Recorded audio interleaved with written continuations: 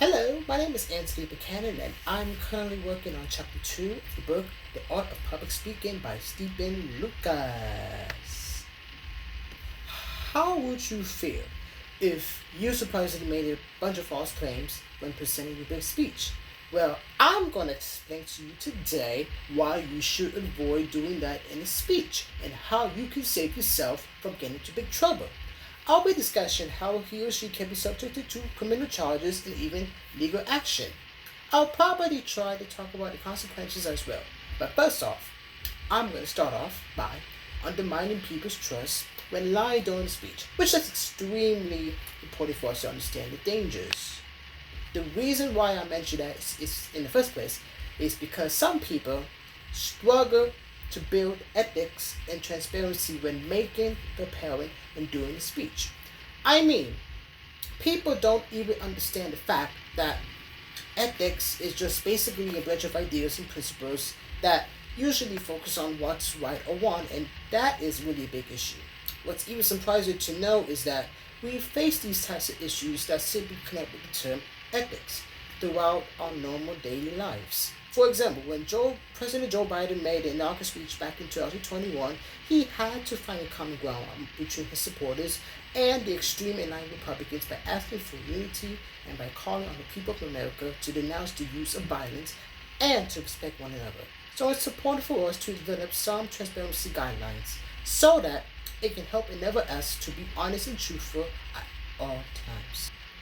Although most people followed and used their own ethical methods to make the speeches credible, some people can disobey it, which can sometimes lead to either heavy scrutiny or legal action. The reason I say this is because some people might use their speeches as a way to promote the products or services, lobby for a company, or even make misleading claims in front of a potential audience. For example, a female business executive named Melissa had to turn down an offer to speak at any future events due to concerns that she could theoretically promote spoken products that are really harmful to people. So what I'm trying to point out is that as humans, we really need to think for ourselves before making any bad choices. And the reason why I said that is because if we fail to do that on a regular basis, then we will end up being screwed up sooner or later. I mean, for example, former President Donald Trump became well known for using his speeches as in rallying cry for gaining more supporters. But at the same time, it does come at a hefty price. And when I do mean by it, I mean he would often use them as a way of spreading lies about the government, plus to a higher extent the politicians, which can cause the country's democratic system to be heavily polarized.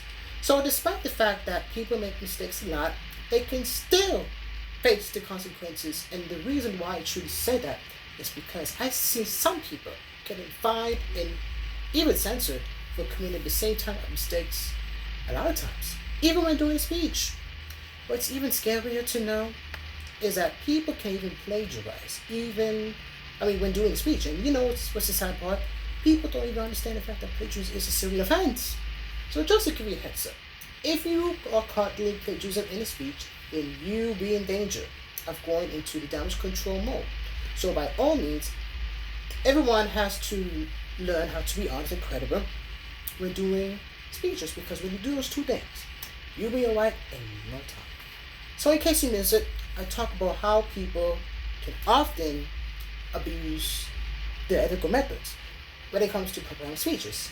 But one takeaway that I want you to all to learn from this moment on is to always never make a stupid move before actually doing speeches.